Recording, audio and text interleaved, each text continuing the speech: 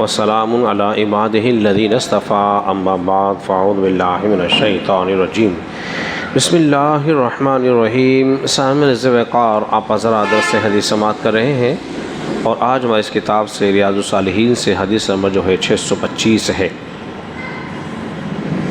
حضرت سیدنا عبداللہ بن عمرو بن عاص رضی اللہ عنہ سے روایت ہے، وہ بیان فرماتے ہیں کہ نبی کریم صلی اللہ علیہ وسلم نہ طبعاً فحش گو تھے اور نہ ہی تکلفاً فحش کلام کرنے والے تھے،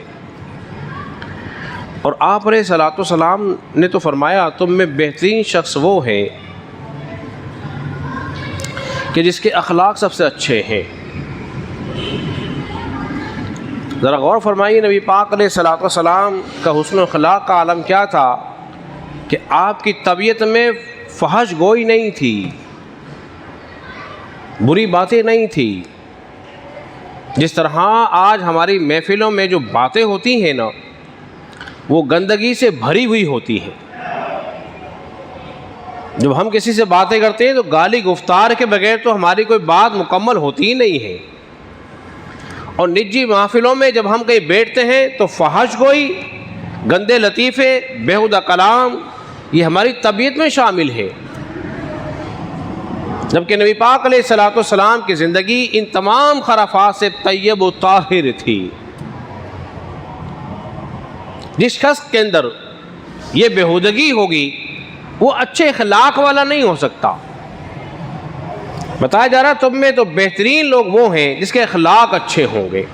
جس کے اخلاق اچھے ہوں گے اس کی گفتگو بھی پاکیزہ ہوگی، اس میں گندگی نہیں ہوگی، فحش گوئی نہیں ہوگی، بیہودہ کلام نہیں ہوگا۔ کاش ہم ایسی ان صفات کو اپنا لیں تاکہ ہمارے اخلاق بھی اچھے ہو جائیں۔ میں بار بار اس بات کو دہراتا ہوں، نبی پاک علیہ السلام فرماتے تم میں بہترین شخص وہ ہے جو اپنے گھر والوں کے ساتھ بہترین ہے، جو اپنے گھر والوں کے ساتھ بہترین ہے۔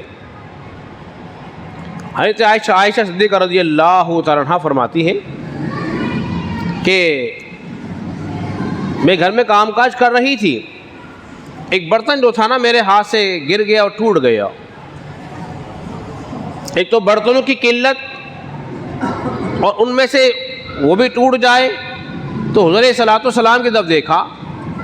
دیکھیں ہم نبی پاک علیہ السلام کیا فرماتے ہیں، نبی پاک علیہ السلام مسکرائے، فرمایا عائشہ اس کی عمر ہی اتنی تھی۔ کیا فرمایا؟ اس کی عمر ہی اتنی تھی۔ تقدیر میں ایسا ہی لکھا ہوا تھا۔ کتنی عمدہ نفیس بات کہہ دی آپ نے۔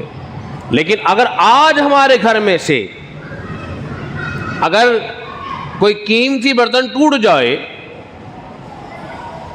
تو جانتے ہو کیا کہتے ہیں؟ ابے اندھی ہو گئی ہے کیا؟ دیکھ کے کام نہیں کرتی، اتنا قیمتی گلاس توڑ دیا۔ اور عورت ہو، وہ لڑکے کی ماں ہو، اپنی بہو سے جانتے ہو کیا کہتی ہے؟ ہاں اپنے باپ کے یہاں سے لاتی نا پتہ پڑتا، یہ تو میرے بیٹے کی کمائی جو ضائع کر رہی ہے۔ اس قسم کے کلمات، اس قسم کی باتیں ہم کرتے ہیں، جبکہ نبی پاک علیہ الصلوۃ والسلام کی عادت مبارکہ کیا تھی؟ تسلی دے دی، اس کی عمر ہی اتنی تھی۔ تقدیر میں ایسا ہی لکھا ہوا تھا، اور ہمارا اخلاق ایسا ہو گیا ہے کہ اگر ہمیں کوئی ایک گالی دے نا، ہم اسے 10 گالی دیتے ہیں، اور پھر کہتے ہیں ابے اس کے ساتھ وہ کروں گا دنیا دیکھے گی۔ ہمارے اخلاق کا عالم یہ ہو گیا ہے۔ جبکہ نبی پاک علیہ الصلوۃ والسلام کی حیات مبارکہ کہ برائی کا بدلہ کہیں برائی سے نہیں دیا، اچھائی سے دیا ہے۔ میرے کریم آقا ارشاد فرماتے ہیں کہ جو تم پر ظلم کرے تم اسے معاف کرو، جس نے تم پہ ظلم کر دیا اسے معاف کرو۔ اگر ذرا سی موٹر سائیکل لگ جاتی ہے نا تو ہم ایسے دیکھتے ہیں کہ جیسے نہ جانے اس کے ساتھ کیا سلوک کر دیں گے۔ صبر نہیں رہا، اور فرمایا جو تم سے تعلق توڑ رہا ہے تم اسے تعلق کو جوڑے رکھو۔ لیکن ہم ذرا سی باتوں میں تعلق کو ختم کر دیتے ہیں۔ اور فرمایا جو تمہیں محروم کرے تم اسے عطا کرو۔ جو تمہیں محروم کر رہا ہے تم اس کو عطا کرو. ہم کہتے ہیں اس نے مجھے دعوت میں بلایا نہیں تھا, میں بھی نہیں بلاؤں گا. چھوٹی سی مثال لے لیں, ہمارے یہاں آج کل پانی کا بڑا مسئلہ چل رہا ہے, پانی نہیں ہے. اگر کوئی پانی مانگنے کے لیے کسی گھر چلا جائے اس کے پاس ہوتے بھی منع کر دیتا ہے. سب پوچھے نا کیا کہتا ہے, ارے جب ہم گئے تھے اسے ہمیں منع کر دیا تھا تو ہم کیوں دیں,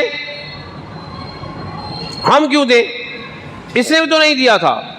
یعنی کہ اب جو سلسلہ ہو رہا ہے مدد کا سلسلہ نہیں ہو رہا, رسم و رواج رہ گئی ہے.